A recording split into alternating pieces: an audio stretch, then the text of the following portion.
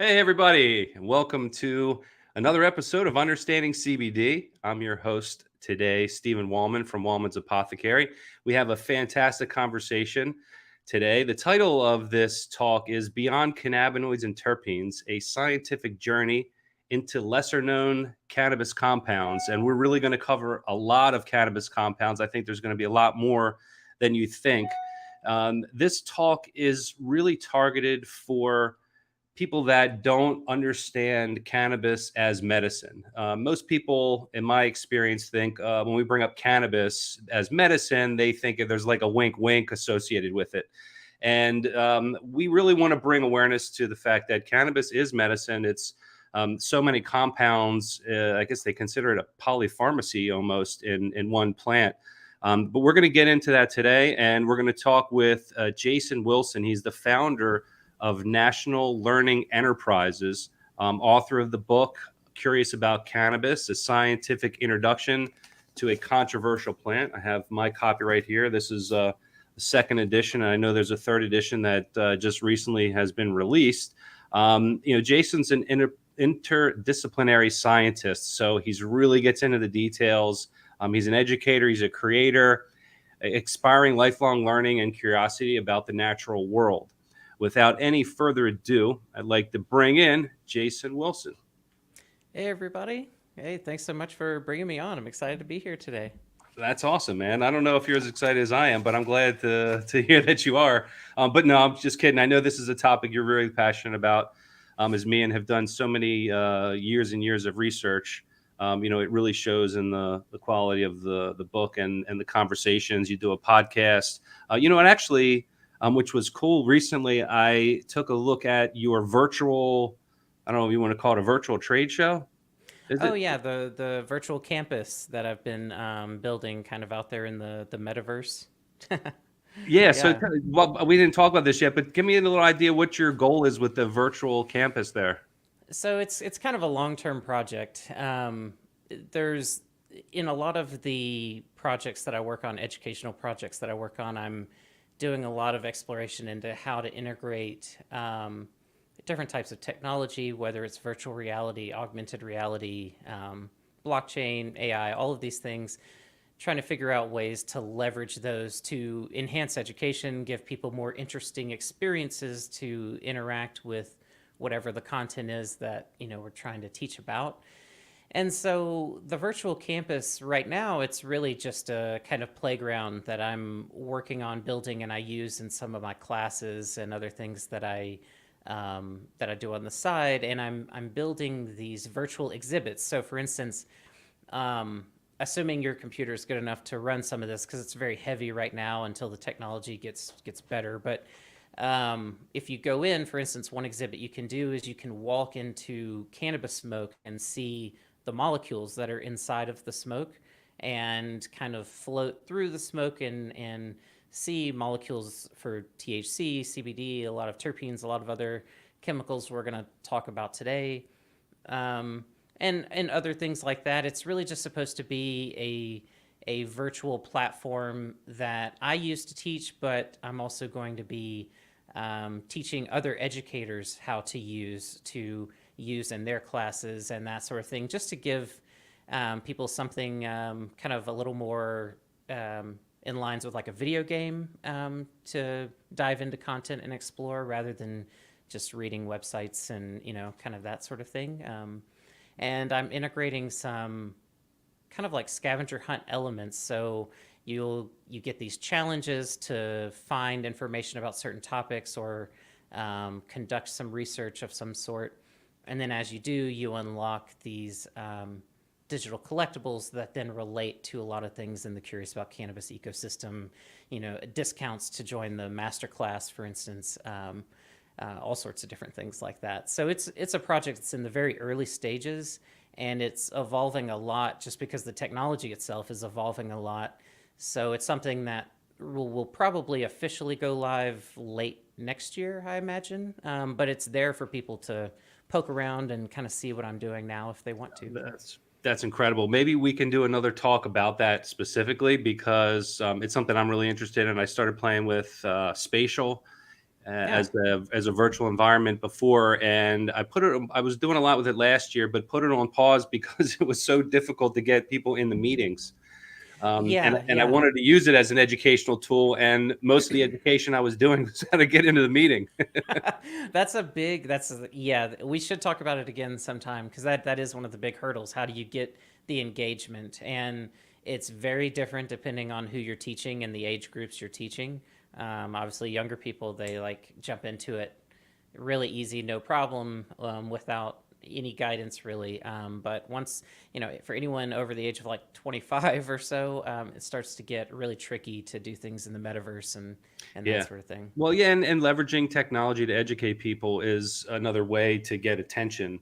And Yeah. it seems like forever ago, but in the early 2000s, when web technology started, and Yeah. even screen sharing was new. I was in the software business, and Yep. I would call IT departments and say, "Hey, just jump instead of downloading the software, just jump on. I can do a web demo." It's like when webinar, the term was even invented. Right. I'm really Yeah. dating myself now, but I see this technology that you're putting out, this virtual technology, is that next wave with VR and augmented reality, is a really cool way to engage people to get that data to sink into their brains. But all right, we're going to talk about that another time. Let's get to the let's get to the topic here, which is all these other cannabinoids or other elements, compounds in cannabis, other than what's common, like cannabinoids and terpenes. So, Yeah. although some people that do listen to this show, they're very even new to the term cannabinoid and terpenes. So, if we can briefly just kind of take a look at, so you have cannabis in general. What sort of would be the broad grouping or listing of all of the categories of elements that you would find in cannabis? Yeah. So, when I'm introducing somebody to cannabis for the first time, I try to point out that, like, you know, other plants, medicinal plants and foods and beyond, cannabis is like a chemical factory. It produces a ton of what are called secondary metabolites, which are compounds that are not critical for the basic functioning of the plant. They're not critical for moving water around or, making nutrients available and things like that. But they help the plant in other ways to be adapted to their environment and that sort of thing. And cannabis produces a lot of these secondary metabolites, tons of them. And we don't even really have a good sense of how many there are.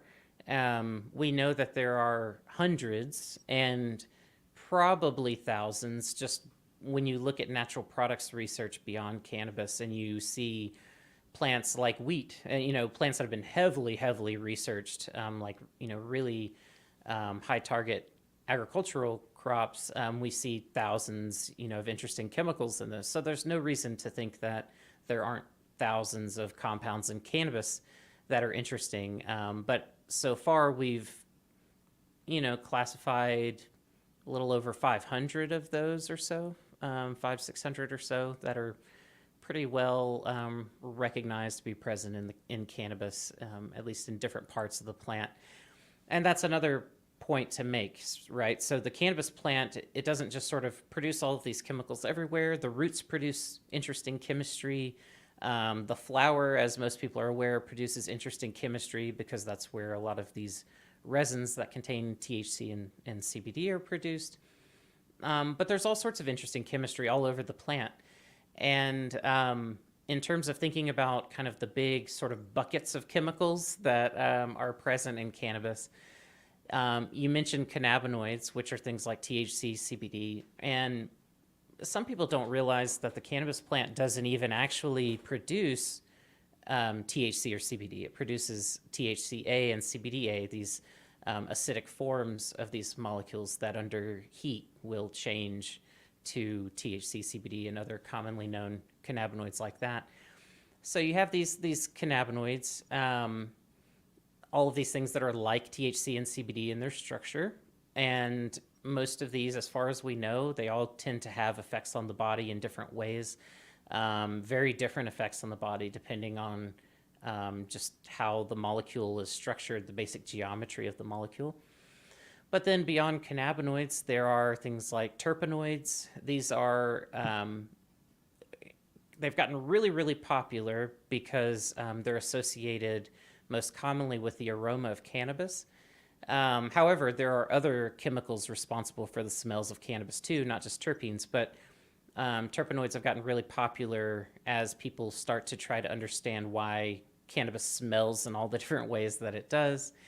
Um, and of just those two buckets, so cannabinoids, there's approximately 150 of those in cannabis. Of terpenoids, there are, depending on what you read, there are different ways to kind of think about this, but there are hundreds, at least 200 or more, of these terpenoids present in cannabis. So just between those two categories, you're already at around 300, 400 or more chemicals. And then from there, there's a lot of other things that some people haven't heard of. There are flavonoids, which actually a lot of people are familiar with flavonoids and don't know it. Examples of flavonoids would be pigment compounds that are in a lot of plants, especially berries. If you eat blueberries, you're well acquainted with flavonoids because they're packed in the skin of the blueberry and give it that blue pigment. There are all sorts of flavonoids in cannabis, at least a couple of dozen that have been well identified and researched so far, and I'm sure there's more. And there are at least a few flavonoids that seem to be unique to cannabis. And I say seem to be because we always have to be a little humble in science and recognize that just because we find something in one plant and haven't yet found it in other plants, it doesn't mean that it's only in that one plant in nature and nowhere else. Nature rarely does things without redundancies. We'll likely find some of those flavonoids or compounds very, very similar to them in other plants. And then beyond cannabinoids, terpenoids, and flavonoids, you get into this world of other things like stilbenoids, or something that a lot of people don't know about, that are often used as kind of a defense compound by the plant that can make the tissues kind of be a little more bitter and less favorable for pests to feed on. But there's been some evidence that stilbenoids can have some interesting therapeutic effects. There are phytosterols, which is one reason why eating vegetables is so good for you, because when you get phytosterols in your body, they compete against other kinds of like cholesterol and things in your body, other sterols that you're processing, and can help reduce that cholesterol because your body's getting some other things to kind of process and sort of chew on, if you will. And then beyond that, there's things like, these are really broad categories, things like esters, aldehydes, ketones. These are all very similar compounds because they involve oxygen. So like ketones, for anyone who's kind of more chemistry minded, a ketone is a molecule that features a double bonded oxygen that is generally joining sort of two things together. An ester has that double bonded oxygen as well as a kind of other oxygen on the side, bringing two things together to form a new thing. Then an aldehyde is just a long carbon chain with a double bonded oxygen on the end. So oxygen plays a role in a lot of these kind of miscellaneous compounds. And that's just really highlighting a few of the things that are kind of interesting right now. There's a ton of other chemical classes to go down, but I think those are some good ones to stop at and chew on. Yeah. So the all of those, that class of compounds, are all of those in the buds, in the cannabis, in the inflorescence of the plant, or are they? Are you including those that might be in the roots or in the leaves? Mhm. Are they different? Is all that all the same? A lot of the things that I've mentioned when we talk about an inflorescence, a bud, a group of cannabis flowers, if there's leaf tissue in there, then a lot of everything I've mentioned will be present to some degree. If you're just focusing on the resins, then you're really starting to only talk about cannabinoids, terpenoids, and arguably maybe some flavonoids, depending on how those resins are collected and and a number of other factors in there. So it's a really great question to ask. Yeah, a lot of the compounds that I'm talking about extend beyond the resins and into the leaf tissues and things like that. The roots, what's interesting about the roots, because they often get ignored, but they have some very interesting therapeutic value. They were used thousands of years ago for all sorts of different things. The roots actually produce terpenes kind of similar to how the flowers do. The thought is that the roots are using those to try to deal with pests underground and manipulate their growing environment underground. And there are some unique sort of terpenoids and flavonoids that show up in the roots.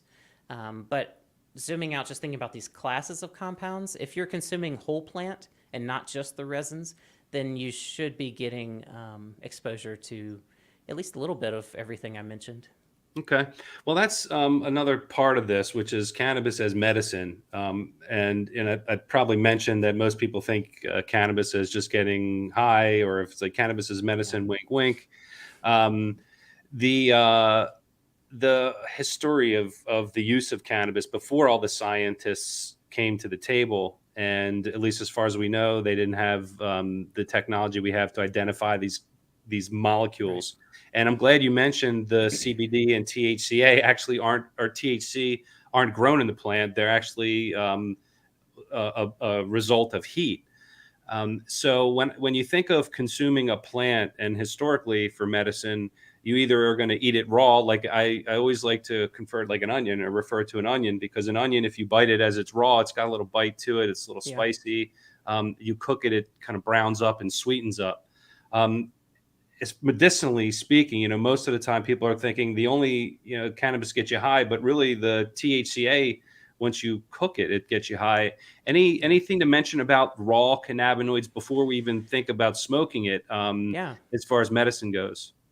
Yeah, no, it's a really good point. So there have been a number of different types of cannabis preparations through the years that have utilized raw cannabis without heating it.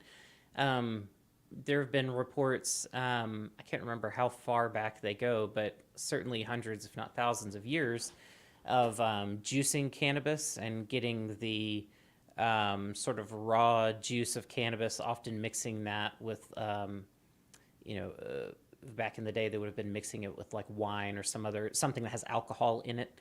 Um, and they would use that as a medicine for different things. And it's interesting, these cannabinoid acids, they often get ignored because, for instance, like you said, THCA doesn't get you high. Um, and so people tend to focus on THC, but there's some interesting research coming out showing that these cannabinoid acids, one, they do have activity on their own. They do have anti-inflammatory activity, and potentially all sorts of other activity that is still understudied because of the focus on THC over THCA. Um, but these compounds may also influence the bioavailability and absorption of the decarboxylated cannabinoids like THC and CBD.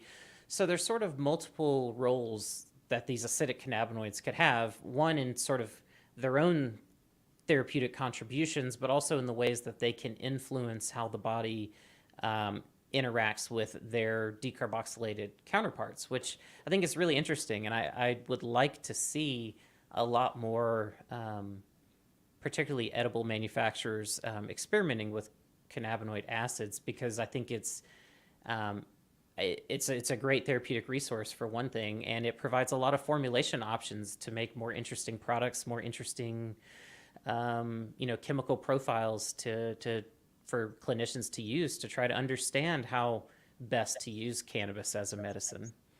Yeah, there's so much further we have to go in order to understand really how to use it. And it's my hope that people listening to this today can at least get an understanding of the complexity, the depth that the plan has to offer. And if you have a mindset or a need to take medicine for any condition, whether it's a mental or physical, cannabis just has such a variety of options that Yeah. it's very well tolerated. And one of the things I'd like to also, while it's on the top of my mind, is, and most people I talk with that aren't familiar with cannabis are afraid. Yeah. And Yeah. there's, even there's so much we know, there's so much we don't know. Even if we compare it to, just aspirin, like people don't think about popping a Tylenol because it's just marketed and it's out there. And even though there's a lot of side effects to Advil and Tylenol and other medications, what are some concerns, if you have any, about just willy nilly, just let's consume all rah, rah, rah, rah, rah, cannabis? Are Yeah. there any things to look out for?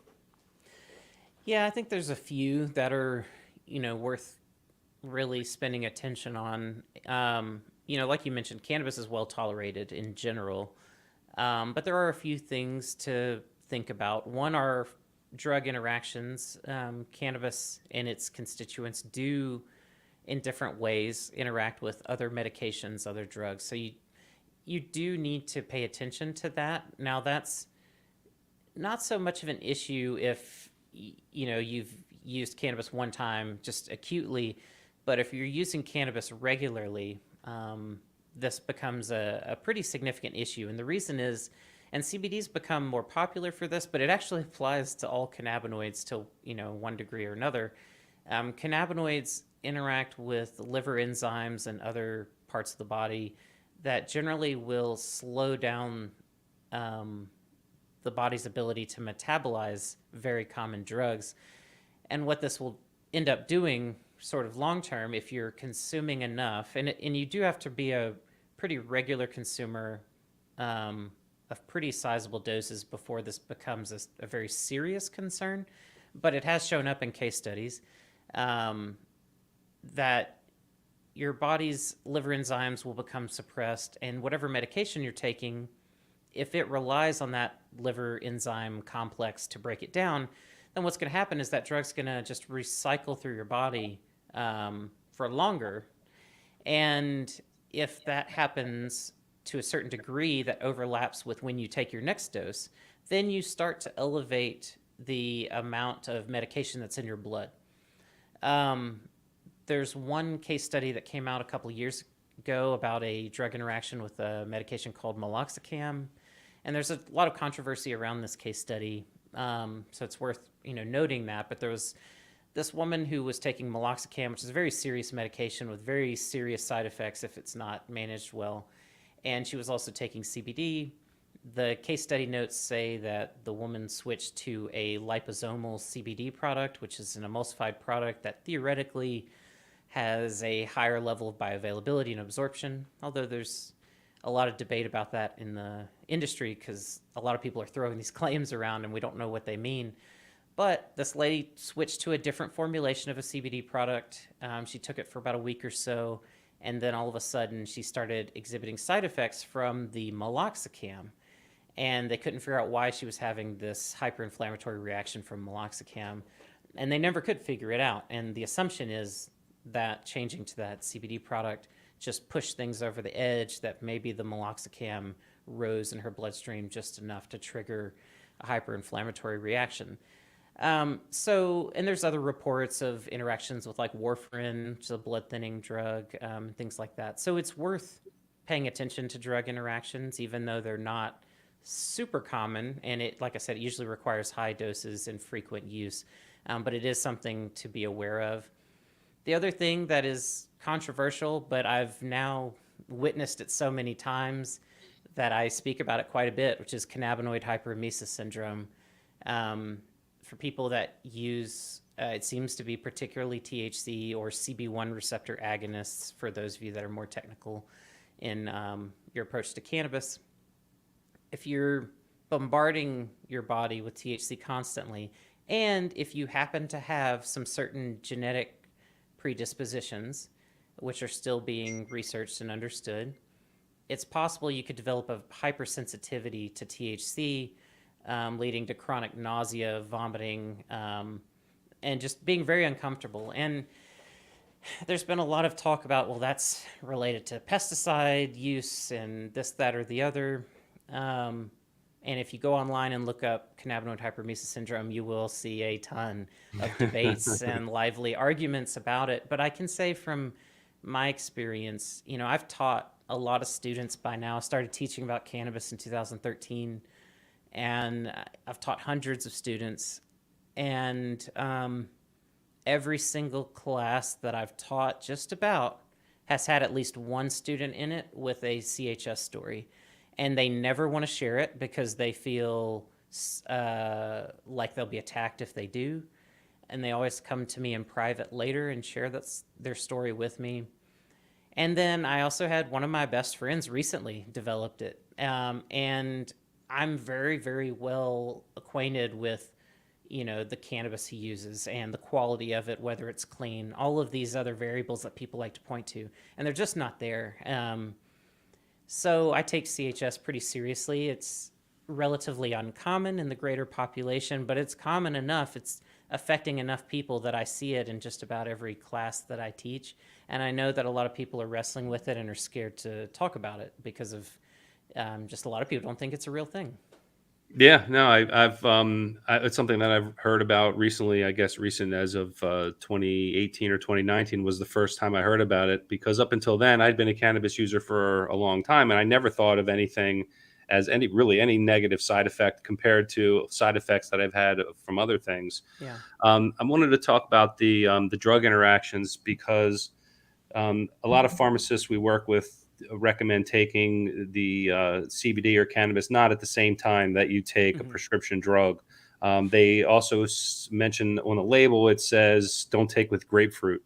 Yes. Yeah. Now you mentioned meloxicam. Meloxicam, that's used as an anti-inflammatory Yeah. I mean, primarily. it's used as a to treat autoimmune disorders. So it's a very potent agent to try to control inflammation. Right, and I don't think meloxicam has, because I was on meloxicam also for a period of time, and also used cannabis along the way.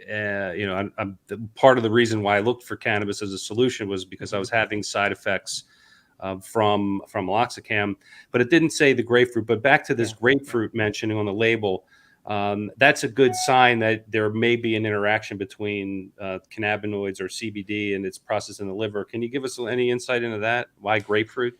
Yeah, no, that's a good thing to point out because it's a very practical thing people are likely to see. So, I'm trying to remember when some of this research was done in the 80s or so, but there's a series of studies done looking at what's called CYP inhibition, cytochrome P450 enzyme complex inhibition, and they found that there are certain foods that are very strong at suppressing these same liver enzymes, and grapefruit particularly, and not necessarily just from eating grapefruits, although it can happen, but this was more targeted towards. There was a big grapefruit drinking fad. It's actually I've seen it come through several waves now. But clinicians are starting to notice that there was a problem associated with grapefruit juice and some of these medications, and in some of these CYP inhibition studies, they were showing it for grapefruit as well as tomatoes and several other things. And so you started to see on some medications after a while these little stickers on the pill bottles that'll say "Do not consume with grapefruit," and they often don't explain why, but that's because it's often the answer's more technical. It's in the paperwork. It's, exactly. Yeah. It's in all the other stuff you get. But that's why is because the same inhibition effect happens with grapefruits. It happens with some other foods as well. Grapefruit's particularly potent, but what's interesting is CBD seems to be more potent at inhibiting these liver enzymes than grapefruit is. So it's one of these things that if you're worried about grapefruit, you should also be concerned about CBD. There's a lot of, I don't want people to get up, too worked up or upset about it. There's so much you have to kind of look at in terms of how much are you really consuming on a regular basis, and everyone's body is different and yada yada yada. But that's a very important clue. If you have any medications that have the grapefruit warning on them, then you should be cautious with CBD. Make sure that you're communicating with your doctor about your use of CBD, and they may want to do labs more frequently, at least at first, to get a sense of how the CBD products you're taking or whatever other cannabis products you might be taking, how they're affecting that. If you live somewhere with more cannabis-friendly doctors, that's the approach they like to take. unfortunately, we don't all live in places where you can really be that open about taking cannabis products. And so that can vary quite a bit depending on what state, what country someone lives in. But that's usually what that looks like. You do need to be careful. If you see that grapefruit warning on your medication and you're taking cannabis products, try to raise that with your doctor. If your doctor looks at you with eyes glazed over and they don't know what you're talking about, get them my book and tell them to read it. That's good And advice. because it's really written for a technical audience like that. And hopefully it'll help them kind of understand what they need to be thinking about. But yeah, that's a really good point to bring up, the grapefruit thing. Yeah, so you mentioned the risks really, or pharmaceuticals. If you're on medications, you'd want to at least let the person who prescribed you that, or have a consult with a cannabis doctor, a cannabis aware doctor, let them run through what prescriptions you're on, and then they can at least be aware of it. And it's not like you can't use cannabis; it's just Yeah. something you have to bring it to the table. And then cannabis hyperemesis syndrome, is that the right way of saying it? Which is it seems like an abdominal type of dysfunction or reaction to. I don't know if it's too much THC, because I recently had someone call me from the ER, a friend who's been a longtime cannabis user, an older guy like me, and he'd been using untested products. He was in the ER for a couple days, and all the tests were showing negative on everything. And he just said, "Hey, Steve, anything that cannabis can do, are you aware of?" And I said, "Yeah, this is, I'm not, obviously can't diagnose you here, but Yeah. tell him to take a look at this." And it was part in helping him get out of the ER and get some resolution to the problem. Yeah. Yeah, I mean, it's a really one thing to know about CHS is it's a spectrum disorder that's not well understood. So when we talk about CHS, we're actually talking about several things that all present very, very similarly, at least similarly enough that we call it all the same thing. But in looking at some of the research of the genetic underpinnings of CHS, it seems clear that there are multiple potential ways to get to a similar outcome of chronic nausea and abdominal distress and things like that. And for some people, once it gets triggered, it is a completely debilitating, even life-threatening situation where they cannot get relief for sometimes a week or more. And then for other people, it's like an evening issue, and then it seems to resolve within the next day. One thing that seems to help, that's worth, if anyone out there is dealing with this or knows anyone dealing with this, some things to be aware of. So one of the receptor targets that seems to treat CHS is the TRPV1 receptor, TRPV1 receptor, also called the vanilloid receptor or the capsaicin receptor. This is a receptor in your body that gets stimulated when you eat hot peppers and gives you the awful heat sensation. But these receptors they're actually ion channels in the body, and they're responsible for controlling a lot of things, like how you perceive heat, pressure. So when the doctor's about to give you a shot and they say you're about to feel some pressure, it's the TRPV1 receptors that are communicating that pressure feeling, as well as a lot of pain responses. And it turns out that applying some capsaicin cream on the abdomen will usually help relieve a lot of those symptoms. And that's been a game changer for a lot of people that have been struggling with this and trying to figure out what will actually help. That's one of the most effective things is you've got to be careful. You don't want to burn yourself, but Yeah. Well, yeah. I use cayenne pepper regularly, and I shoot it down in the morning. Yeah. And that's one of the things I heard was just really good for lowering blood pressure and helping with any sort of, whether if it clots your blood, or if you're bleeding, it stops the bleeding. So if you have internal bleeding, it may tingle, but it won't burn you. Yeah. So you may feel like it's burning, but it's not going to actually burn like fire would burn Exactly. you. It's not an actual burn. That's Right. right. There's no damage happening. It's just a feeling, and that's Yeah, it. right. It's going to tingle. Yeah. And we have a roll-on that has capsicum extract in it, which does well on the skin as well. Yes. Which is the other thing. A lot of things people assume, and we didn't bring this up, but consuming cannabis, there's many routes of administration. You just mentioned topically. Most people think of smoking it, but you can eat it. The one of the questions I had around this pharmaceutical I guess, potential conflict in the liver. Is it only when you're ingesting it orally, or could this liver Hmm. conflict happen if you're smoking it, sublingualing it, or even topically? Like if you're taking Yeah. a pill and then you put something on your skin, Hmm. could that also have a liver That's a really good conflict? question. Yeah, it's going to vary quite a bit. So obviously, when you're eating things, it's all going to go to the liver. So that's going to be the biggest impact. But when you smoke, you still get some of these compounds that actually go through the kind of regular oral route. You kind of get a couple of things and that's actually the case with any form of ingesting. You're sort of tapping multiple routes of administration simultaneously with one dominating. Hmm. Um, That's a good way of looking at it. And I haven't heard yeah. anyone say it that way, because even if you're using sublingual Yes. tincture, you're thinking, well, I can still spit it out, but you're not going to get all of it out. You will get Yeah. some absorption there, but then it's also topically too. You're getting it on the skin, and there's skin there. Exactly. And Yeah. Yeah. Yeah. Exactly. Yeah. There's epithelial tissue and things, in so many places in your body. So I think that's important to kind of have in mind. So you do get this like sort of leakiness that happens, that no matter what way you choose to administer, and I'll put topicals on the side for a second, but in terms of sublingual, oral, or inhalation, or nasal, because nose sprays are becoming, a bigger thing in cannabis now.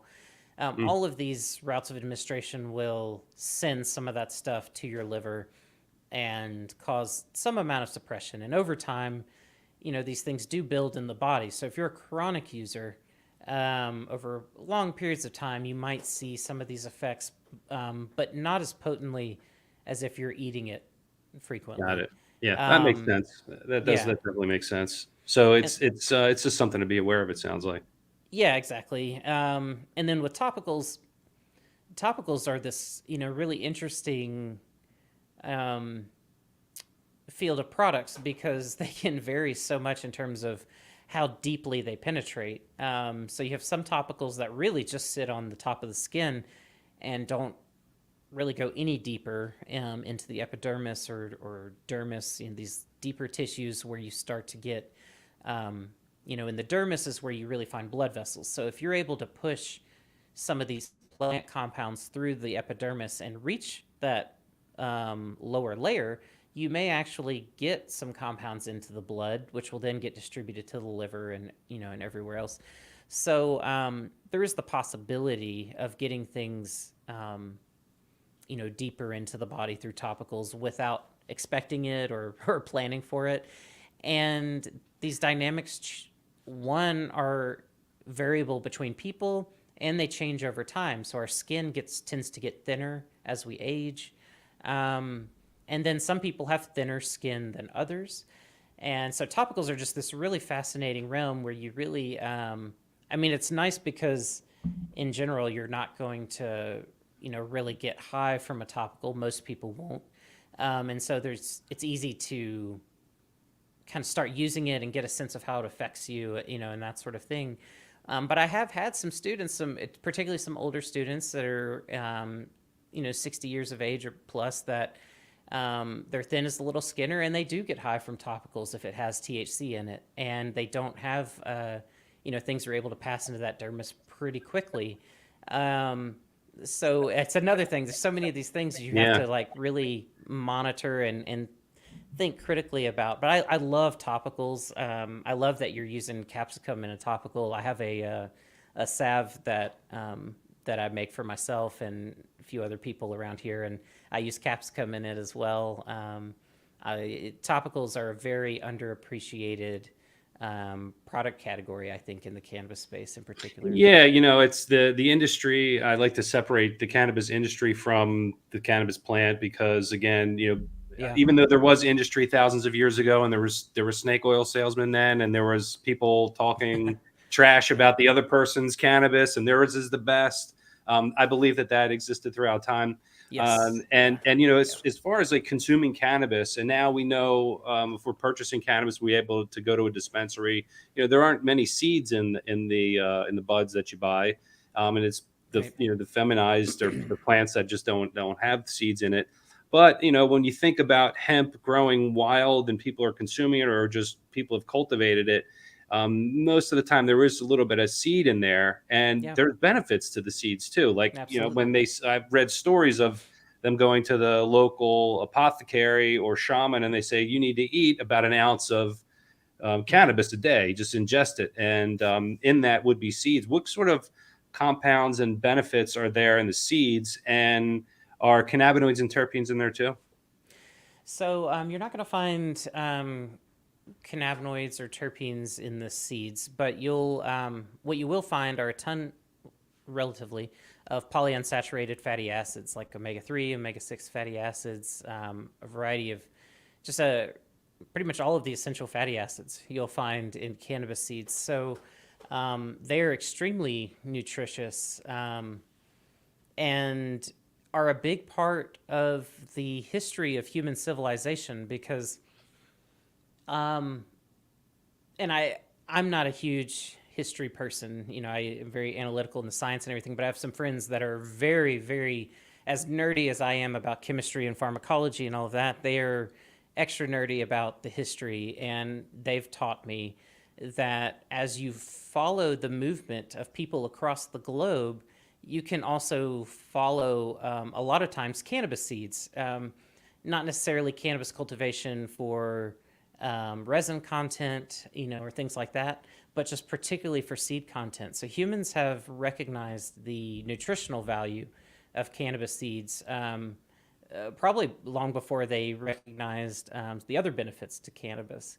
And one thing that's really nice about cannabis seeds is the omega-3, omega-6 fatty acid ratio is, at least according to today's thoughts on medicine, is thought to be like the perfect ratio. So it's really one of the most ideal sources for omega-3 and omega-6 fatty acids. So yeah, lots to be said about the seeds. Everyone should be eating cannabis seeds. And these polyunsaturated fatty acids are really, a lot of people use this terminology called feeding the endocannabinoid system with cannabis, because the endocannabinoid system is this physiological system in our bodies that respond to THC and a lot of other things. However, it's polyunsaturated fatty acids that really feed the endocannabinoid system because they provide the base ingredients to produce endocannabinoids and a lot of the other structures that the body uses to make its own cannabinoids and all of the molecules that affect the signaling of those cannabinoids in your own body. So for those watching, if you didn't know it, your body makes cannabinoids just like the cannabis plant does.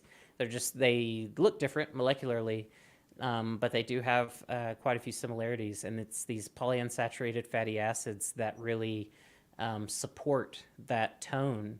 And by feeding your body with these polyunsaturated fatty acids, your body's more readily able to produce endocannabinoids, which helps control so many things in the body. And so you can get a big boost in your health just by consuming cannabis seeds for the polyunsaturated fatty acid content before you ever think about all of the other things that cannabis can offer. Yeah, I mean, eating cannabis and eating the seeds as food, not knowing that it has anti-inflammatory, antifungal, all these other anti-properties, makes a lot of sense. And it's really the modern medicine quest to identify this and know it and understand it. And because we need to know and understand things. Nothing wrong with that. But there's also a beauty in not knowing and what that can do. So naturally, using cannabis, eating, and you'd buy them as hemp seeds. They have hemp seed oil, different classes and grades of it, hulled, not hulled, and hemp hearts. You'll see. You obviously would want to get something that's, is clean, organic, or has some sort of certification with it.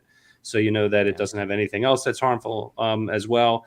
Hemp seed oil, which is also really great for the same benefits as the seeds, I believe, if it's processed correctly. Yeah, that's the key. Yeah, if it's processed correctly, and that's the big issue. You start to learn about all these possibilities and ways that cannabis could become a functional food or medicine or some other component of a wellness regime, and then you have to start talking about quality and how how to identify quality and quality products, and it's not as easy as one might think, especially in the hemp side of things, which has really gone. It's exploded so much, and there's just every kind of producer out there, the best kinds and the worst kinds, and so it's really important to do your due diligence. I'm glad you brought that up. Yeah, well, that's cool, Jason. Well, I know we've gone about 45 minutes here. I could talk Oh to you all wow, day, that's and awesome. I'd like to at least get another time with you so we can dig Yeah, into some more totally. topics for sure. In closing, is there anything that you would like to say to someone who is not aware of cannabis or not currently using cannabis as medicine? Either they have their own medications, this polypharmacy. I mean, it's so many people are on so many different drugs. If that person or someone that is just really starting, or maybe they just had a doctor appointment and they said, here's the labs. We're considering putting you on this medication. Hmm. Anything to say about, cannabis playing a role either in one of those situations? Well, I think the big thing. Cannabis is one of the safest therapeutically active natural products that we know of. It just is. Despite the risks and issues that anyone consuming anything should be thinking about, it still remains to be one of the safest therapeutically active natural products that we know of. And so, I try to remind people of that, to not be afraid. And maintain open communication with your healthcare providers if you can. They may not understand cannabis, and they may not even approve of you using cannabis as medicine because they don't understand it. But I think that presents a very good opportunity to try to reduce stigma and educate. I think it's hard. Everyone's situation is different, but from my perspective, I grew up in Mississippi, and a very prohibitive state, and I still try to have an open dialogue about some of this stuff. And I have some other friends of mine that have been through some very serious medical issues in very prohibitive states, and have kind of just, because it meant so much to them, they said, I'm not going to hide this, I'm going to talk about it. And every time I've seen someone do that, it's generally paid off, because it's helped the physician confront maybe preconceived notions they had that they hadn't had to confront. It helps both the patient and the clinician learn, if the clinician is actually open to learning and trying to understand a lot of these things. So, the first thing is, don't be scared. Second is, if you're able to, in your situation, communicate with your healthcare professional and get on this journey together. I don't think it's super helpful for people to be sort of seeing their doctor and presenting one way, and then on the side kind of having their own private treatment regimes. It creates a very potentially problematic disconnect. Yeah. How many drinks do you have a night, Mr. Wallman? A night. I only do once a month, but Right, yeah. I remember they used to ask me that question. Now, I don't do any of that now, but I remember the days when I was very shy to mention the real way. When I was Hmm. back to the software business, when I was traveling and doing trade shows and entertaining, consuming everything as much as I could, it seemed like. And I'd get to the doctor, I wasn't as transparent as I could have been. So I think it's good advice. What you're saying, Jason, is just, bring the cannabis use to the table, really anything, to get a more accurate diagnosis and at least wellness plan for yourself. And you always got to be careful, like some people, like I said, some people don't live in places where that is a risk worth taking. And I understand that. We still, yeah, even though about half of the United States has completely legalized cannabis in terms of adult use, there's still these pockets of severe prohibition, and I always want to keep that in mind, because there are people listening from those places. And even from Maryland, and I can talk to Yeah. Maryland because Maryland has a medical program. We just have an adult use that passed, and the as one of the nurses I've had on the show, Dawn Marie Steentra, says, we put the cart Mm. before the horse. Everyone has medical cannabis, but the medical system doesn't have any idea of how to prescribe it, how to Right. indicate counterindications. There's no training required. Yeah. So that I think regardless of where you are, your point is well taken. Is talk to your doctor about it because they need to know. But there also are a lot of resources now because of telemedicine and Yeah. a Yeah. lot of Exactly. the insiders are passionate about helping people. You can get consultations online, and I know Yes. either get in Yeah. touch with Jason or myself. We can put you in touch with people that could guide you along that way. Absolutely. And for anyone watching that, if you don't need medical help, but you just need to understand cannabis, that's what I do. And that's exactly I work with clinicians, I work with patients, I work with researchers, professors, whoever it is. That's kind of my role in this whole game, is to help try to build some bridges of communication and help people get to where they're going. So if I can ever be a resource to anyone, I can never issue medical advice or anything like that, but I can help you understand how to wrap your mind around cannabis in the industry and all these products and all the nuances around it. And one thing I love to do that doesn't happen a whole lot, but when it does, I get a lot of fulfillment from it, is working with clinicians and patients together and helping to sort of be that liaison to kind of speak both languages of both the patient and the doctor and get everyone on the same page in terms of understanding these products and their potential. So, I'll Yeah, throw that's that out awesome, there. Jason, and I appreciate that role that you play. It's even more and more important now than it is ever. There's a lot of short attention span with people reading just headlines, and a Oh, lot of yeah. times things can get broad brushed. And as we mentioned earlier, we talked earlier, the studies and the research that everyone wants to see and hear and does, these are done in environments that are very controlled. Yeah. Yep. And Yep. if you're alive, your life is chaotic. That's The right. thing, the temperatures change, the moistures change, your food supply changes, moods change, your interaction with other energy beings change. So it can be helpful, but it's not the only answer. Well, and you just raised something really important I want to mention too for anyone new to this, which is listen to your body.